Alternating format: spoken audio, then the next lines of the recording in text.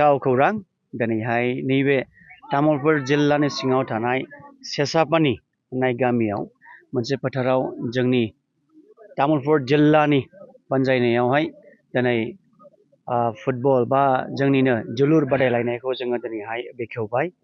जोबोद नाजानायनि गेजेरजों दिनैहाय जोंनि तामुलपुर जिल्लानि जेनाखि बर' माहारियारि फरायसा आफादनि टीमा दिनै बेखौहाय मोजांथारैनो बेखेवनानै होनो हाबाय। बियो दिनै जागायबाय मस्ट प्रबाबली 12 तारिखसोआव बियो फाइनाल जाहैनो हागौ। जा दिनैहाय गोबां बेबायदिनो मोननै टीमा दिनै जागायबाय। दा जोबोद नैबे फुटबल जेनाखि जोलुर बादायलायनायनि गेजेरजों जों मोनसे मेसेजखौ जों हरनो सानदोंदि जोंनि बर' माहारियारि फरायसा आफादा नैबे फुटबल बादायलायनायखौ बा जोलुर बादायलायनायखौ मानि थाखाय लादों जाहैबाय बेनो जाहैबाय ओनसोला माब्रैला एसे उन्नति जायो आरो बेजों लोगोसे जों खौसेथियै माब्रै जों थांनानै थानो हायो। मानोना बेफोरबायदि जोलुर बादायलायनाया मोनसे स्पिरिट मोनसे टीमखौ मोनसे मिलायलायनायखौ लाबोनानै होफैयो। बेनिखायनो जों माखासे सानलायनायनि गेजेरजों जोंनि बे दिनैनि जोलुर बादायलायनायखौ जोङो तामुलपुरावनो जागायजेननोसै होननानैहाय जों सावरायनायनि गेजेरजों बेखौ जोङो जागायदों। आरो जों नुनो मोनदों गोबां बेफोरबायदिनो रायजोफ्रा दिनैहाय बाहागो लाफैबाय। माखासे जोंनो फोरोंगिरि महरै आलासि लिंहरजानाय बिथांमोना बाहागो लाफैदों। बेफोरबायदिनो गोबां आशीर्बादखौ बिथांमोनाबो होफैदों। बुंदों दि बेफोरबायदि बादायलायनाया जोंनि गामि ओनसोलाव जाबाय थानांगौ। होनबा मा जायो मोनसे इउनिटिया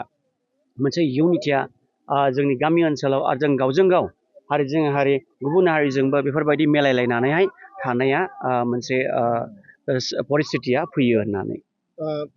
सोलोंथाइ बिथिंनि खेथ्रआव नोंथांमोना माबायदि खामानि मावनो सानदों? दिनै गोबां बर' फरायसालिफ्रा फोरोंगिरि गैयिनि थाखाय थैलांगासिनो बा फरायसाफोर गैयिनि थाखाय।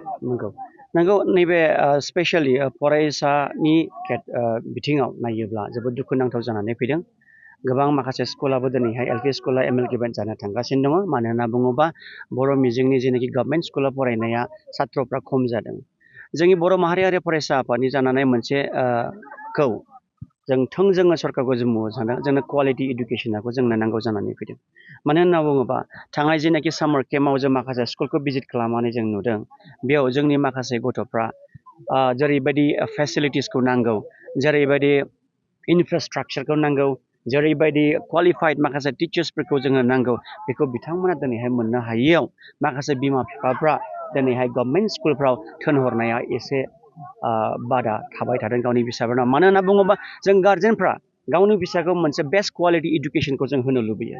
दा बेनिखायनो जों खावलायो दि लेखाया जोंनि गभर्नमेन्ट स्कुल्सफ्राव टाइमलि सफैनांगौ। बेयो मोनसे जेंना जानानै फैदों। आरो बेजों लोगोसे जोंनि माखासे फोरोंगिरिफ्राबो क्वालिफाइड टिचार्सखौ जोङो जानो नांगौ। आरो इनफ्रास्ट्राक्चारनि बेलायाव जाहाथे मोनसे इडुकेसननि माखासे फरायनायनि इनभाइरनमेन्टआ जाहाथे स्कुलफ्रावनो फाउन्डेसन लेभेलफ्रावनो जाहाथे क्रियेट खालामनानै होयो बेखौ जोङो खावलायो। नंगौ फुटबला जोंनि मोनसे वान अफ द मस्ट पपुलार गेम होननानै जों मिथिगौ। आरो नैबे फुटबला बे जालांबाय थानाय देग्लायबो जादों फुटबला दुरान्ड कापआ जों गुवाहाटियावहाय जों गोबाङैनो नायनो थांदोंमोन। जों नुदों जोंनि बड'लेण्ड एफसिजों आरो नर्थ इस्ट एफसिजोंहाय गेलेनायखौबो जों नुनो मोनदों। दा बेफोरबायदि गेमा जोंनि बड'लेण्ड ओनसोलाव जालांबाय थानांगौ।